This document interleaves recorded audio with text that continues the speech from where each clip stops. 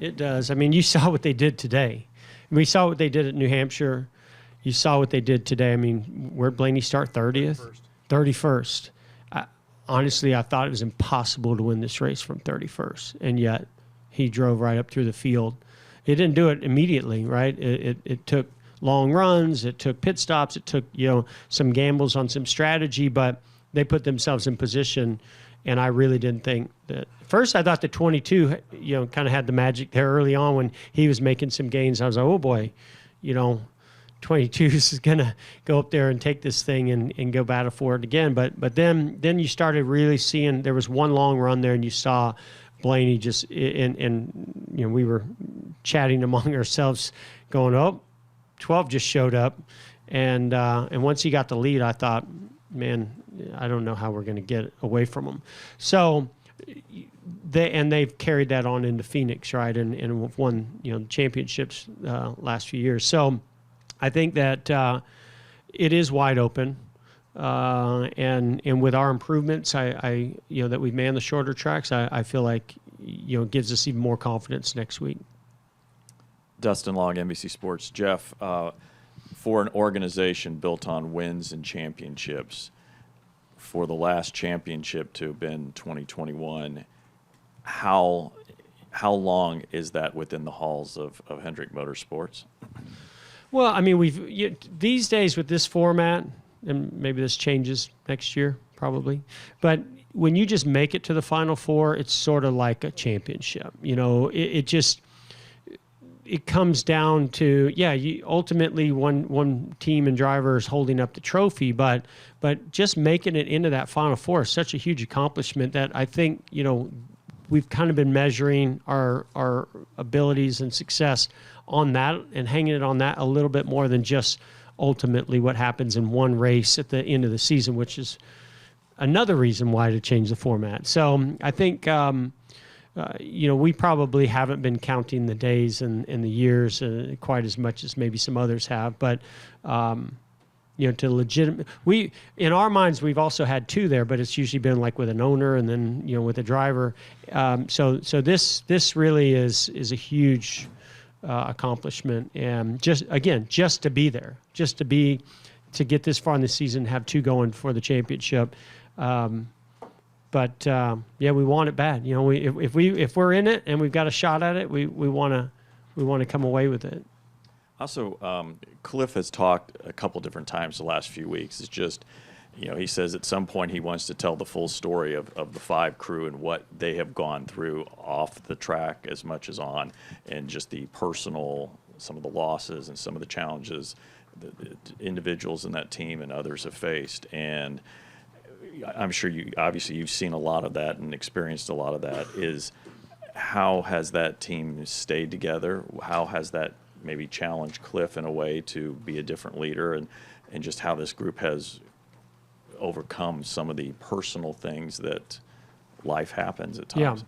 Yeah, I think, that's racing, that's life of when you think you've got all the ingredients and everything's just going exactly the way you want it to, usually something's going to remind you that life and racing is not perfect. And so, I'm a big believer that those things that come along to a team, whatever challenges they may be, is what makes you stronger, makes you better, and makes you grow, and get yourself into position to be stronger in days like today and in the battle next week for the championship. But they have been through a lot more than most seasons in a team when you look at personnel. So he's right. They've been through a lot, and a lot of times you just have to fight through it internally and make the proper adjustments and hope that you stay in the fight and stay strong. And they have. And I think it goes back to, again, Cliff's great leadership. But this is where I'm going to go a little deeper and say Chad Knaus and Jeff Andrews, and other folks, Rick Hendrick, of having the support and strength and guidance around Cliff to help him with some of those as well. Because crew chiefs tend to want to do everything and kind of control everything, and that's part of their job. But we're all still human at the end of the day, and you can't do it all. And so it takes that support. Zach Sterniolo, NASCAR.com. Building off of that a little bit, looking at the way the adversity that Kyle and William both had to overcome throughout different moments of this season, in what ways does it feel different from your perspective to see both of them reach the championship for this year? Yeah, and you know, I didn't want to take anything away from what Dustin was asking about the 5 team, so I'm glad you asked, because in my opinion, the 24 has been through quite a bit, right? Maybe it's not as much personnel in some of those personal challenges as much as it has been performance, right? Where, you know, you win the Daytona 500, you got high expectations, you win a couple other races, and then all of a sudden you have this summer slump where you just feel like you can't do anything right. What, you know, what's happened? You know, is it? And you start doubting yourself as a driver, as a crew chief, as a, you know, pit crew member, a mechanic, engineer, whatever. You know, all the way across the board, and you start searching. And I'm just proud of how they searched and found, you know, and found themselves and got back on track the way that they have. But one thing I think that they have done is proven that they're championship caliber this year, not just by winning regular season championship, of what they've had to do that, as well as what they've had to overcome to get themselves in this position, and the pressures that were on them as well. So they're as complete of a race team as I've ever seen right now. To that point, I think back to this race a couple of years ago when he was struggling to run top 20, and he grounded out and ended up making the championship for that year. But then you fast forward to what this year was, what tonight was, muscling up to pass Ryan there over in turns 1 and 2. How does that speak to how you've seen William grow and adapt as a driver? Yeah, no, he's matured. You know, he's never lacked in effort. You know, he'll have to share with you what kinds of things he does every week prepping for races, but it's unlike anything I've ever seen. And, you know, he's just very, very narrowly focused on it. You know, he cuts out distractions and minimizes them, unlike, you know, we all have things in our life going on, but, you know, he's just laser beam right now. And I think that it shows in his effort, his prep, you know, his relationship with his team and Rudy and everybody, and he had that fire today burning and was not going to hold him back. So, yeah, I don't even remember what your question was, but it's just those guys have had to there he is right here. They've had to prove to themselves and a lot of others what they're capable of and what they're made of, and all those tough things that they've been through, to me, is only made them a even stronger team and allowed them to do what they did today. John Newby, Fan Buzz. So, Jeff, you actually kind of answered this when you were answering Zach, so I'll switch to Rudy for the answer on this part. Great. So, he was talking about, you know, the way Williams grown. Obviously, this fall race has been brutal to him over the last couple of years, but listening to the radio, he was just completely calm, level-headed this entire race, you know, just very fact-focused. I was curious, what have you seen that's kind of led to that change in his personality? Is that the maturity? Is that the winning more races? I mean, because past years, I mean, like we said, it's been awful on him. Yeah, I think, you know, 2 years ago was a really tough race. Last year was a pretty good race with a weird ending with getting some damage there. Opposite run of the 12 is what was today. So, you know, but himself this year has grown a ton of maturity. I think is the main thing. He's worried about himself and his race team and the close people in his inner circle, and then it doesn't seem like he cares about much else. So, and that's great. That's the way I try to live my life too, and not really worry about what any of y'all have to say or anybody else on some internet website or that crap. So anytime you can ignore that stuff's going to help you.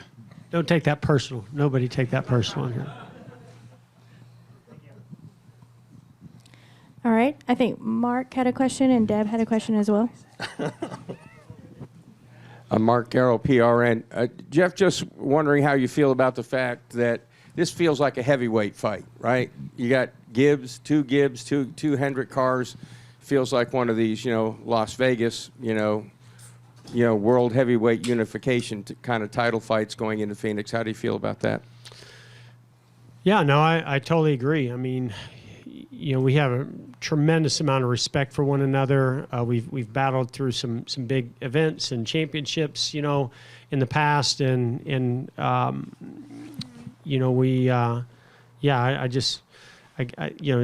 Penske, Gibbs, and Hendrick that were in this round, and then you narrow it down to two, which it was going to be, and either one of them was going to be a heavyweight battle, right? So, but yeah, no, we're pretty excited to have 2-on-2 and in a heavyweight fight, as you mentioned, and I don't know, Rudy can attest to how confident he is going into that race, but I don't know, I feel like our chances are extremely good, and I'm right now I'm excited now that we've gotten through this, and this is an exciting day, and a lot of emotion of being able to pull off this accomplishment. But now what I love doing is watching these guys leave here and go to work on what it's going to take to go win it. They already started. I'm sure they've been prepping for weeks, hoping that this would happen. But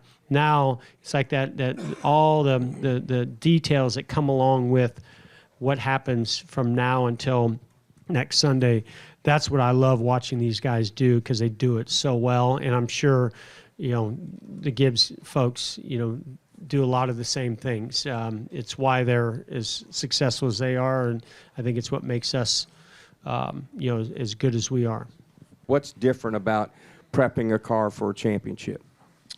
Yeah, the biggest thing is, I think that the plan starts, probably 2 to 3 months early. And that's the biggest. Those big races, the plan for the car and how it's built and how it's put together starts way earlier. So it doesn't always have to just fall in the last couple days. It started from when that car gets assembled and put together and gone through from everybody that works at Hendrick Motorsports. So and then we'll get to this week, get to tonight when I get home, and hopefully get there super early tomorrow with a bunch of vigor, which I have right now. I'm ready to get there and start working. Go through those final details of the setup, the plan for practice, all those things. Those are exciting things for a race team. We get to practice. We get 3 sets of tires, so I got a whole bunch of guys that are actually they're really raring to change stuff during that practice and make their car better. So we're just excited to go do it.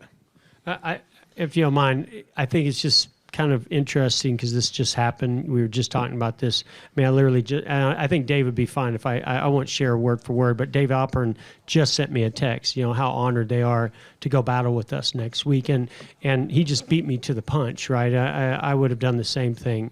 And it just goes to show you, the respect that we have for one another. So we're honored as well, but I'm really proud to call him a friend and have the relationship that we have with Gibbs, and be able to go.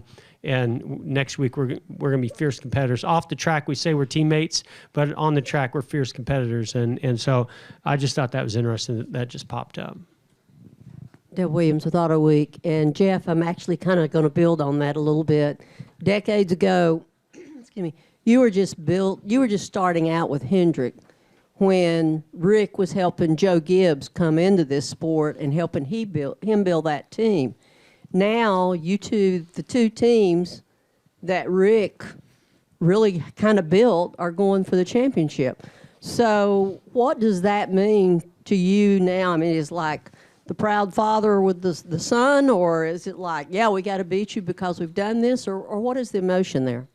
Well, again, like I say, off the track, when it's not Sunday and the green flag is fallen, there's relationships there. There's friendships. That you help one another out. You're there for one another in good times and tough times. And Mr. Hendrick and Coach Gibbs have an incredible relationship. They talk on a pretty regular basis. They don't talk racing. They don't talk, about what happened on Sunday. It's unless they're congratulating one another on something. But and it's something that was built over time because of the way it started. Rick is just an incredible type of person where he's done this in the automotive industry, he's done it in racing, where he loves helping people get their start and get them going, and he's proud. I don't know if he'd consider a brotherhood or a father figure or whatever, but he does it for so many people. He loves to see them succeed and excel, and he loves to be a small part of that in some way. And I know it makes him really proud that he's been a part of that with Joe Gibbs and that organization. Yeah. All right, Michael. Michael Massey, front stretch.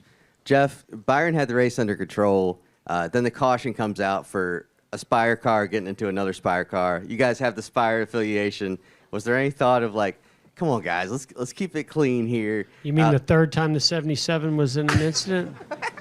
I was thinking it, yes. Yeah. Was it more than 3? I don't know. I lost count.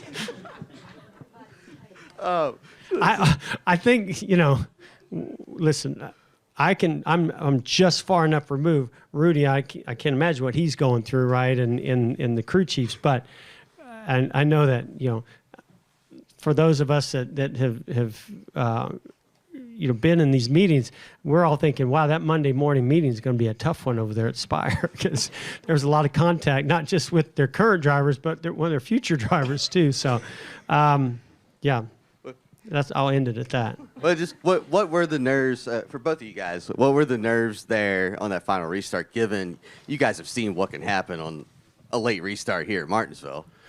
Well, I mean, listen, there was some contact, right, between Ryan and William. I think it was just really hard racing, and there was a gap there, and I'm proud as can be of William that he went for that gap, right? I think we talk about him maturing. It's not just him maturing; it's his aggressiveness too. His yearning for how bad he wants it, and I think that showed it right there. Is that he that was his opportunity there, and he went for it, and there was contact. So when there's contact, then that you've opened up the door for there to be contact, that you could receive, and so. I think I was really curious to see how he and Ryan raced one another. I knew they were going to race one another hard, but I mean, to me, William, I believe, had the race of his career today. I know it wasn't a Daytona 500, but to me, the way he handled himself and the way he approached it and raced today was just unbelievable. And that last restart, I would put right in there with that. I mean, he nailed that restart. Not only did he get the jump, when in the restart area, but then he drove that thing deep down into one, went up wide, turned it, and drove off and cleared the 12. And we saw how strong the 12 was on the outside on some of those restarts. So I was anticipating the 12 giving them a heck of a battle, but I was also expecting them to give him the bumper. And William didn't give him the chance to do that. All right, Dalton, go ahead. Hey, Jeff. Dalton Hopkins with Front Stretch. What is more nerve-wracking, watching or you yourself leading Put me this in that race? car all day long. Not today. Yeah. I don't want to be in there at all, right? But no, I know where you're going. It is so tough to have basically zero control over what happens and sit there, and you just want it so bad because you see these guys and the effort they put into it and how bad they want it. And you want it so bad for them and for the organization, for the people, and for Rick. And so you lose a lot more than you win. And I was talking to Rick a little bit earlier, and we're just still, as many good things that have happened for Hendrick Motorsports over the years, to want something as bad as we wanted to transfer through today, you're still doubting whether it's possible or whether it could happen, and what's gonna disrupt that. And so, you're those kinds of nerves and looking at it from that perspective is far more nerve-wracking than being in the car. All right, Jeff. Thank you so much Thank for you. your time. Rudy, it's all you, We buddy. really appreciate it. Thanks, Jeff. Best of luck next week. All right.